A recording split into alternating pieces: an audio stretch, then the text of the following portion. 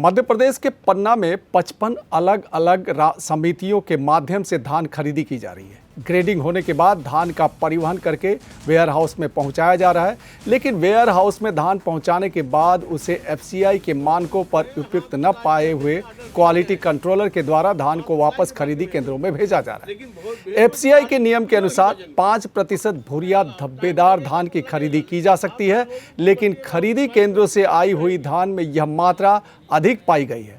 पन्ना जिले में कृषि विभाग के उप संचालक ओपी तिवारी ने बताया कि जब धान की फसल पक गई, इस समय पर बारिश हुई और तेज धूप भी निकली, जिसके कारण धान का ऊपरी आवरण या छिलका भूरे रंग का मटमैला हो गया है। तो हाथ सिलाई करने के ऑर्डर दिए गए हैं, हाथ सिलाई से भर के भेज। धान की फसल इस वर्ष अच्छी थी और रकबा भी ज़्यादा था बारिश होने के कारण से।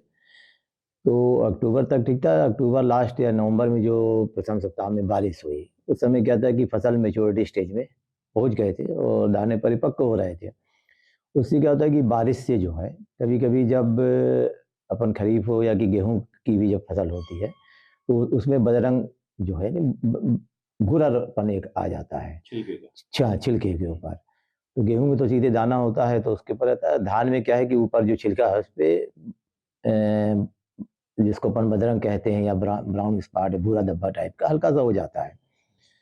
तो चूंकि जो बारिश हुई थी तब तक फसल मेच्योर हो चुकी थी और 2 या 3 दिन बाद फिर धूप हो गई तो फसल को अंकुरित नहीं हुई और फसल सामान्य रही।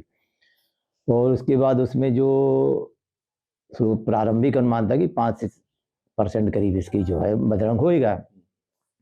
फिर उसके बाद धीरे धीरे वो जो क्योंकि जब मौसम खुलता गया और किसान जब कटाई उटाई करके जाए तो कुछ ऐसा आया कि उसमें ज़्यादा हो रहा है।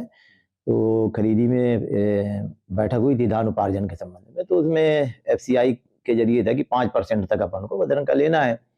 किसानों की मांग को देखते हुए और जो समस्याओं को देखते हुए जिला प्रशासन कलेक्टर महोदय ने